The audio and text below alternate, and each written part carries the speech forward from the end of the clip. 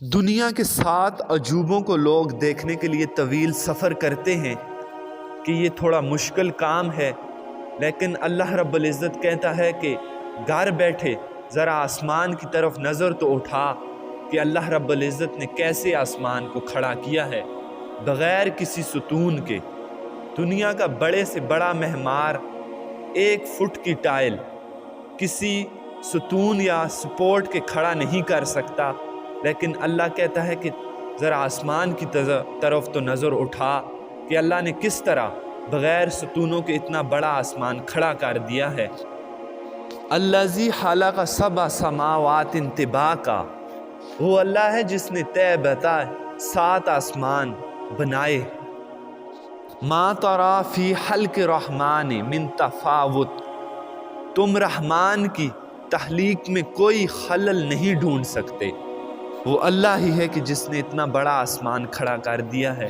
ذرا غور تو کرو، تدبر تو کرو کہ کس طرح اللہ رب العزت نے یہ آسمان و زمین، یہ کس طرح اللہ رب العزت نے بنائے ہیں اور کس طرح ان کو ایک دوسرے کے پیچھے چلا رہا ہے۔ اور زمین کو دیکھو کہ اللہ رب العزت نے اسے کیسے ہموار کیا ہے۔ اللہ اکبر، یہ دیکھنے کو تو مٹی ہے، لیکن جب اس کے اندر بیج ڈالتے ہیں ہوتا ہو بیج کس رنگ کا ہے اور مٹی کس رنگ کی ہے، لیکن جو اس میں سے کونپل نکلتی ہے اس کا رنگ سبز ہوتا ہے۔ پھر جب اس کے اوپر شاخ اور اس شاخ کے ساتھ پتے اور پھر ان کے ساتھ آگے پھل وغیرہ، اور ان کا رنگ کیسا ہوتا ہے، اور پھر پھلوں میں بھرا ہوا رس اور ان کا رنگ اور ان میں مٹھاس، یہ کہاں سے آتی ہے؟ یہ سب کچھ زمین سے ہی آ رہا ہے۔ اور ان کے اندر طبی حواس اور توانائی، یہ مٹیالی مٹی سے کیا کیا اللہ رب العزت بنا رہا ہے۔ یہ مٹیالی مٹی میں سے یہ سرخیاں اور رنگ، یہ مٹھاس، یہ ذائقے کہاں سے آ گئے؟ زمین یا اس کی مٹی کا کوئی ذائقہ نہیں، لیکن جو اس سے چیزیں اگ رہی ہیں ان میں ذائقے اور رنگ اور جو مٹھاس یہ کہاں سے آ گئی؟ تم اپنی مٹی اور آسمان کو دیکھو، تمہیں کہیں ایک قدم بھی چل کر جانے کی ضرورت نہیں ہوگی، تم سارے خدا کو ماننے پر مجبور ہو جاؤ گے۔ وہ کیسا کاریگر ہے کہ کسی شاعر نے کہا کہ وہ کیسا کاریگر ہے کہ مٹی سے آسمان اور مٹی سے بادشاہ بنا ڈالتا ہے۔ یہ جو میں بول رہا ہوں، یہ زبان یہ مٹی سے بنی ہے، یہ جو کان سن رہے ہیں یہ مٹی سے بنے ہیں، جو آنکھیں دیکھ رہی ہیں، اور سب سے بڑھ کر جو دماغ میں سوچیں آ رہی ہیں اور یہ جو چل رہی ہیں، جو میں کہنے والا ہوں اور جو سوچ رہا ہوں، یہ ساری چیزیں کہاں سے، یہ دماغ کہاں سے آیا جس میں اتنی ہر چیز سوچ میں آ رہی ہے، ہر چیز کے متعلق کوئی نہ کوئی سوچ آ رہی ہے، یہ کہاں سے آئی؟ یہ ساری چیزیں مٹی سے ہیں۔ یہ دماغ جو صغرے اور کبرے ترتیب دے رہا ہے، جو کہا اور جو کہوں گا، یہ ساری چیزیں کہاں سے؟ اللہ رب العزت نے مٹی سے ہی پیدا کی ہیں۔ یہ خوبصورت چہرے، یہ سیاہ گنے بال، یہ اللہ رب العزت نے مٹی سے پیدا کیے ہیں۔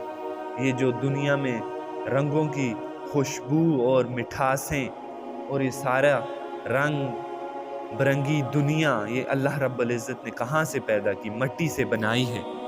یہ پھول، یہ انار، یہ کھجوریں، یہ سارے پھل وغیرہ، یہ سب مٹی سے نکلے ہیں۔ انار کے اوپر جو پیکنگ ہے اور تمام جو پھل ہیں ان کے اوپر جو پیکنگ ہے، یہ سب مٹی سے بنی ہے۔ آپ واٹر میلن کو دیکھ لیں کہ اللہ رب العزت نے اسے کس طرح ترتیب دیا ہے۔ کتنے آگے جو تربوز ہیں ان کا جو ڈیٹا ہے اس میں موجود ہے، اس کے ایک ایک بیج میں بلینز آف واٹر میلنز کا جو ڈیٹا ہے اس میں موجود ہے۔ اس کی پیکنگ کس طرح اللہ رب العزت نے کی ہے، یہ سب کچھ مٹی سے ہی بن رہا ہے۔ یہ کیسا کاریگر ہے کہ جو مٹی سے کبھی انگور بناتا ہے اور کبھی کھجور بنا ڈالتا ہے۔ اور اگر آپ دیکھیں تو یہ پوری کائنات مٹی سے بنی ہے۔ جو یہ میرے سامنے میز ہے، یہ کہاں سے آئی؟ درخت سے۔ اور درخت کہاں سے آیا؟ مٹی سے۔ یہ ساری چیزیں لوہا، سونا، جتنی دھاتیں ہیں اور جتنی چیزیں آج الیکٹرانک، یہ ساری چیزیں کہاں سے؟ مٹی سے ان کا جو منبع ہے وہ ساری چیزوں کا مٹی سے آ رہا ہے۔